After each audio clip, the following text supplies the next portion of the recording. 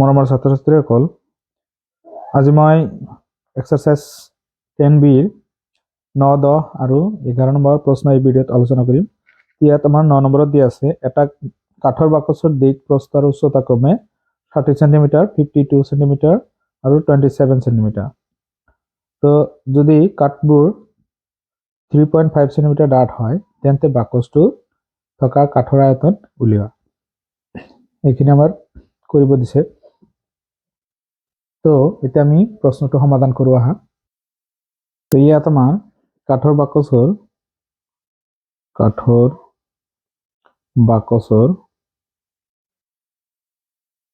দিক আছে আমাৰ 60 সেন্টিমিটাৰ,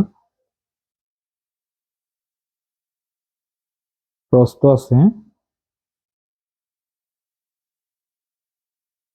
আছে আমাৰ 52 সেন্টিমিটাৰ আৰ উচ্চতা আছে 27 সেন্টিমিটাৰ। তো এখানে আছে আৰ কাঠটোৰ ডাঠ হল 3.5 সেন্টিমিটাৰ। এখানে ডাঠ, অৰ্থাৎ এটা যদি বাকচ হয়, ইয়াৰ এখানে হল আমাৰ কাঠৰ ডাঠ এইখিনি। তো ইয়াত আমাৰ কি কৰিব দিছে, বাকচটোত থকা কাঠৰ আয়তন উলিয়াব দিছে।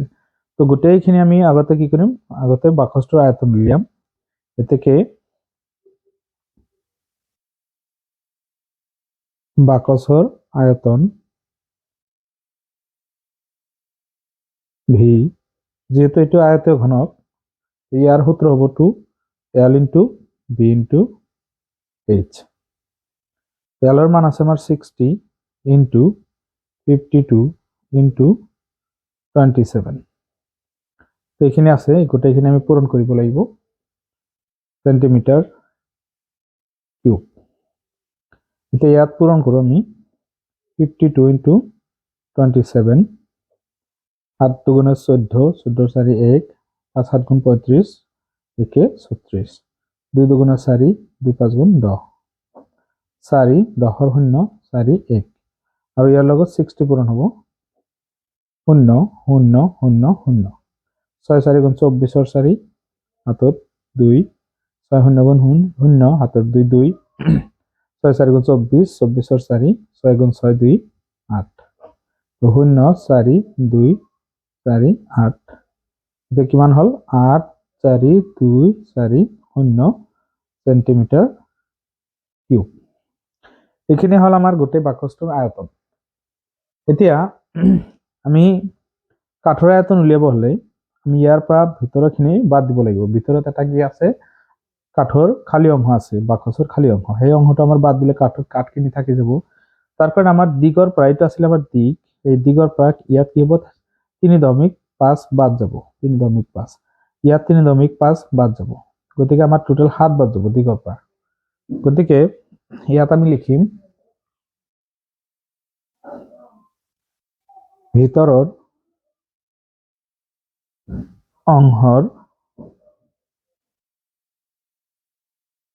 অংশৰ দিক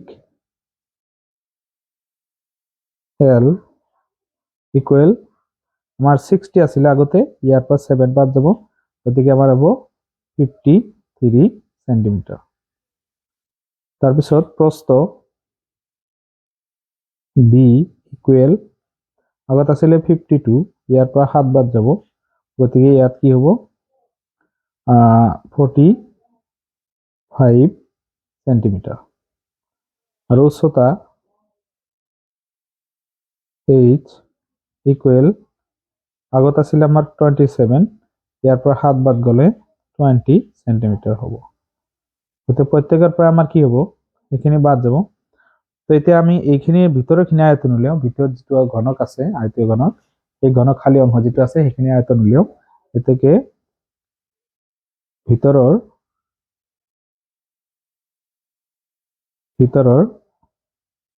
আয়তীয় ঘনকাকাৰৰ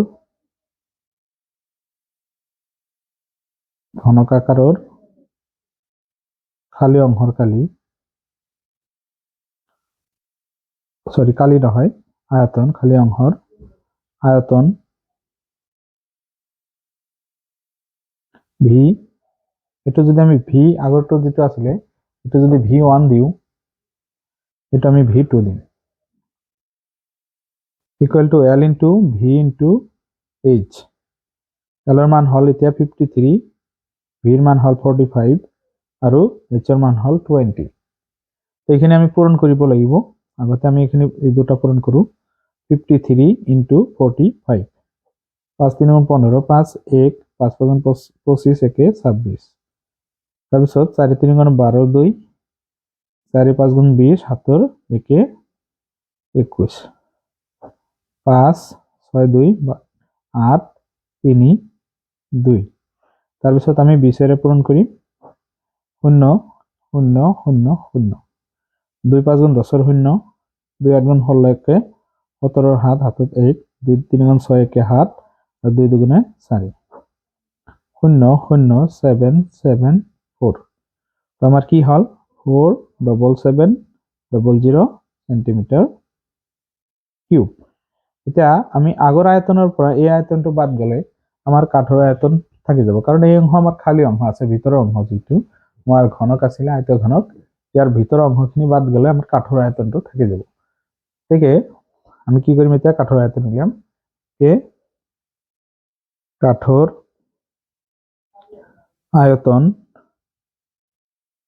equal to v1 minus v2 v1 আছিল আমাৰ কিমান 84240 আৰু v2 আছে 4770 এতিয়া যদি আমি মাইনাস কৰো 484240 আৰু 4770 শূন্য এতিয়া 4 2 পৰা 7 নাযায় এক ধাৰ কৰিলে 12 হ'ব 12 পৰা 7 গলে 5 ইয়াত 3 ৰল 13 পৰা 7 গলে 6 ইয়াত 7 ৰল 7 পৰা 4 গলে 3 গতিকে ইয়াত কি পালো আমি 36540 সেন্টিমিটাৰ কিউব এখানে হবো আমাৰ কাঠৰ আয়তন গতিকে এইখিনি আছিল আমাৰ 9 নম্বৰ প্ৰশ্নটোৰ সমাধান এতিয়া আমি 10 নম্বৰ প্ৰশ্নটো সমাধান কৰিম 10 নম্বৰ প্ৰশ্নটোত দি আছে এটা ঘনকৰ প্ৰতিটো বাহুৰ দিক 4 গুণকৈ বঢ়ালে ইয়াৰ আয়তন কিমান গুণ বাঢ়িব গতিকে ইয়াত কি ঘনকৰ প্ৰতিটো বাহু 4 গুণকৈ বঢ়ালে তো আমি বঢ়াব লাগিব 4 গুণকে আমি ইয়াত ধৰো লেট এটা ঘনকৰ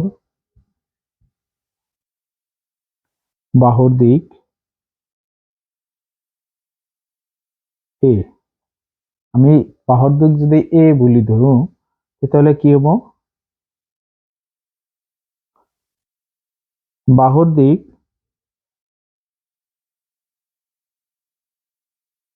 চাৰি গুণ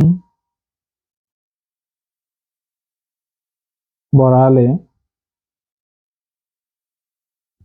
4 গুণ বঢ়ালে নতুন ঘনকৰ বাহুৰ দিক হ'ব বাহুৰ দিক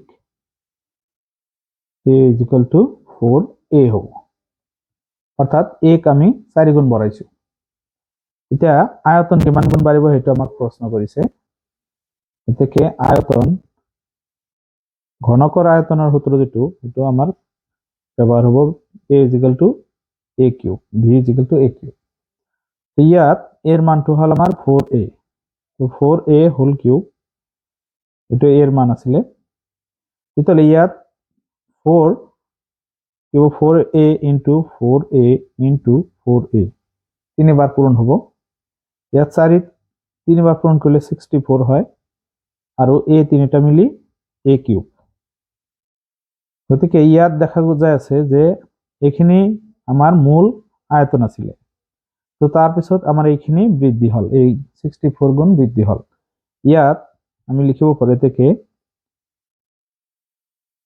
ঘনকটোৰ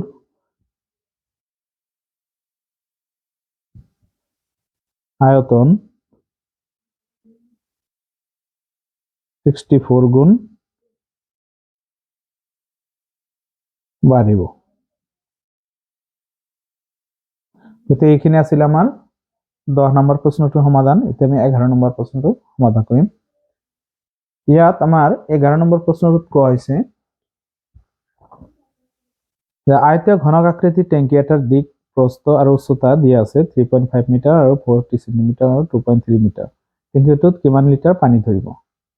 তো ইয়াত আমাৰ পানীৰ হিচাপটো সেন্টিমিটাৰত, এইটো আমাৰ যেটো আছে মিটাৰ, এইবিলাক সেন্টিমিটাৰ বনাব লাগিব।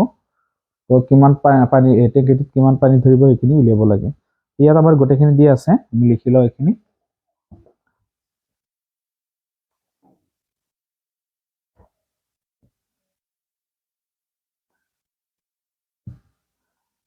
আয়তীয়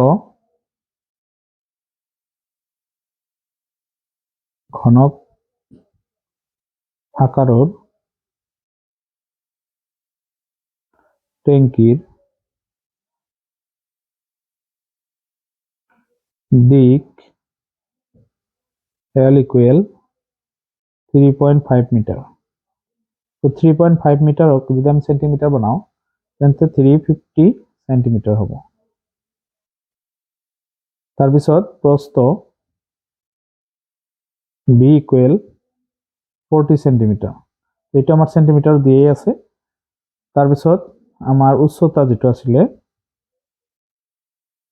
উচ্চতা H is equal to 2.3 metre আছে, গতিকে এটা আমি সেন্টিমিটাৰ লৈ লওঁ, তাহলে 230 সেন্টিমিটাৰ হ'ব। এশৰে পূৰণ কৰিব লাগিব, কাৰণ 1 মিটাৰত 100 সেন্টিমিটাৰ হয়। তো এইখিনি আমি পালো। এতিয়া ইয়াৰ আয়তন উলিয়াও। এটাকে আয়তন V equal L into V into H। তো L এর মান হল আমার 350, V এর মান হল আমার 40 আর H এর মান হল 230 সেন্টিমিটার কিউব। তো এই গোটেইখিনি পূৰণ কৰিব লাগিব। এতিয়া 350 into 230, ইয়াত আমাৰ 0 0, 3 0 গুণে 0, 3 5 গুণ 15 5, 3 3 গুণ 9 1 10। তাৰপিছত 2 0 গুণ 0, 2 5 গুণ 10 0, 2 3 গুণ 6 হাতের 1 7, 0 0 5 0 8। তো আমি এইখিনি পালো। তাৰপিছত আমাৰ 40 ৰে পূৰণ কৰিব লাগিব। 0 0 0 0 0, এটা দুটা তিনটা চাৰিটা পাঁচটা, গতিকে এটা দুটা তিনটা চাৰিটা পাঁচটা, 4 0 গুণ 0, 4 0 গুণ 0, 4 5 গুণ 20 0 হাতত 2, 4 0 গুণ 0 হাতত 2 2, 4 8 গুণ 32, গতিকে ইয়াত 0 0 0 0 2 3 2। তো এইখানে আমার কি আয়তন হব 3 2 2 4টা 0 হব সেন্টিমিটার কিউব। এতিয়া আমার পানী কিমান ধৰিব এই টেংকিটোত সেইখিনি উলিয়াব লাগে। যে আমি জানো যে 1